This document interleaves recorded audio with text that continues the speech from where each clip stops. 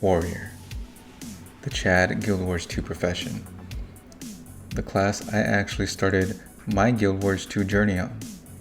This is a profession that focuses on doing the most damage as possible to build up adrenaline so it can do even more damage, and then you rinse and repeat the cycle. They're durable, they have a great health pool, and they're overall just a really aggressive class. But is all that I'm telling you just hype? Or is this class even still worth picking up in 2020? The way that Guild Wars 2 is currently? And to save you the time, the answer is yes. And there you have it. I could end the video there. Really, I could. But I gave you the answer up front, so that way if you were just wanting to have the quick TLDR about Warrior, you didn't have to go through and watch the whole video. However, if you're still interested on why I said yes, what my reasons are, as somebody with over 8,000 hours on Warrior, then feel free, please sit back and check out the rest of the video.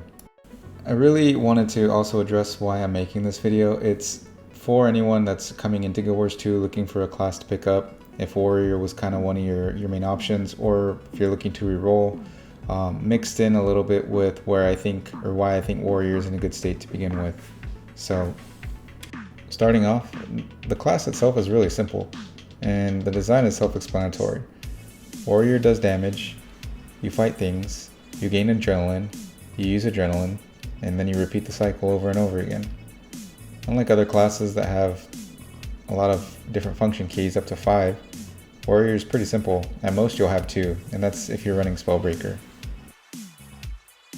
The mechanics and simplicity alone is why I believe that starting out on Warrior is a great idea for anyone who just picked up Guild Wars 2 and wants to start their adventure.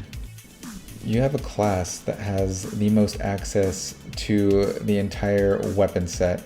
Well, obviously you're not going to get the short bow, pistol, and staff, but aside from that, in terms of land weapons, you have variety. You can literally be a rifle warrior one day if you want, or a longbow warrior, or a greatsword, and the list kind of goes on. So if you really want something to just kind of roam the free world and play different weapon styles, then you definitely, if you pick up Warrior from level 1 to level 80 and start getting into content outside of just open world, one of the benefits that I've kind of experienced, and that you will too, is that it won't actually be very difficult for you to get into any of these groups.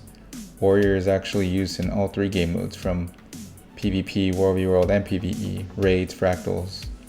So if that was kind of a concern of yours, that you're going to pick up this class and by the time you get to the end game, it's going to be very difficult for you to find a group in order to get some of that progression going, the answer is you won't have a hard time. In fact, a lot of my friends who aren't even Warrior mains, who want to get into a lot of those like World versus World or PvE raids, will pick up Warrior and leave their main class for that, just so they could get into them a lot easier. Warrior's simple mechanics and low learning curve virtually allow you to have high reward with low engagement. Now, of course, there's like some caveats where some people will just be able to play the class better, but getting that benchmark where it's acceptable, where people will keep you in their groups or want to play with you, is relatively only a couple hours of gameplay away. So before anyone just says this is a all things good with Warrior, as a biased Warrior main that I am, there's definitely a downside to the class. So I'm going to address some of those points now, and the first one is in PvP, which is the game mode that I frequently play in. So when I first started playing, when the game first came out, Warrior was not good at all for about a year, and after a few balance patches, Warrior actually was really good. So the class does have a history of being really good or really bad. In fact, if it wasn't for Heal Breaker in this current meta, Warrior would be really bad. And for some reason, the developers never seem to be able to get Warrior in that sweet spot where it is just balanced across the board and you don't have any issues with picking it up throughout the length of Guild Wars 2, similar to like Necro, for example. And that's good and all, but man, I remember the times when I would be invited to a party, people would see that I was a warrior and instantly I got kicked. Well, maybe that's also because I'm bad, but besides the point, that's happened to pretty much a lot of my warrior friends. So while yes, it's great now, there's still always that chance with warrior that it will be garbage in the next round of balance patches. Oh, and also remember how I brought up earlier that you could virtually use every weapon possible in the game besides those 3 land weapons? Well, get used to kind of only being able to use half of them if you want to be active in in-game content. Warrior and PvP and World v. World right now, at the highest level, are only using sword, warhorn, hammer, dagger, and shield. And in PvE, it's axes and maces currently. So, Warrior's simple mechanic, in my opinion, does come at a price. And it's everything I listed in that last little short segment. That, and there's also an underlying factor that doesn't really get touched on. And this is something that I've kind of noticed with Warrior is it's very, very difficult for anyone to kind of theory craft multiple builds. The reason I feel that it's the case is because Warrior right now, from what I've always noticed, is subjected to only being able to change out 2 trait lines at all times, no matter what. And you may be asking why I say that while other classes have 3, and it's not so much that they're locked, but Warrior, the discipline trait line that Warrior has is just too valuable. In all meta builds across all games modes right now, discipline is the one trait line that kind of fits within all 3. And so you can really try playing without discipline, but it would really give you a heavy disadvantage since discipline gives you a 5-second reduction in weapon swapping. And that's kind of what makes Warrior unique versus any other classes. The ability that with that trait line, it can weapon swap twice as fast as any other class. So having said this, I would really love for that to not be the case and for Warrior to automatically have that 5-second weapon swap as part of the description of the class in itself. But maybe that's for a later discussion.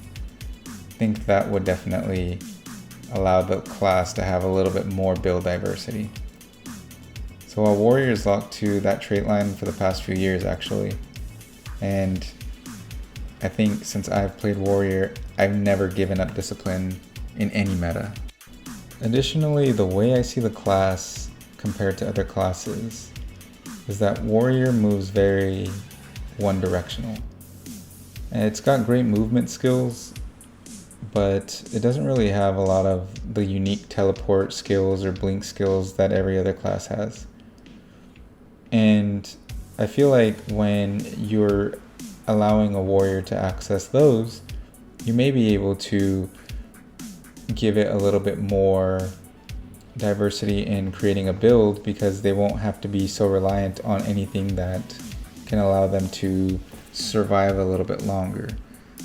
So those are just some of the things that I've actually kind of wanted to address, is maybe giving warrior a teleport like every other class does.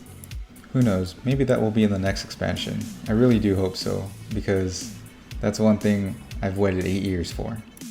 So overall, kind of weighing everything out and just really dumping that warrior information that I have from just experience of playing the class, I still would say if you picked up Guild Wars 2 and you want your starter class, or looking for a class to pick up relatively easy that you can run endgame content with, it would be Warrior.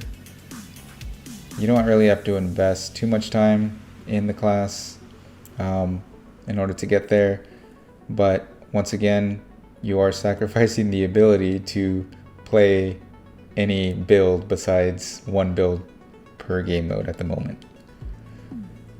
So that's pretty much it. I really hope you guys enjoyed this warrior analysis, if warrior is good in 2020. And if you did, please follow the channel.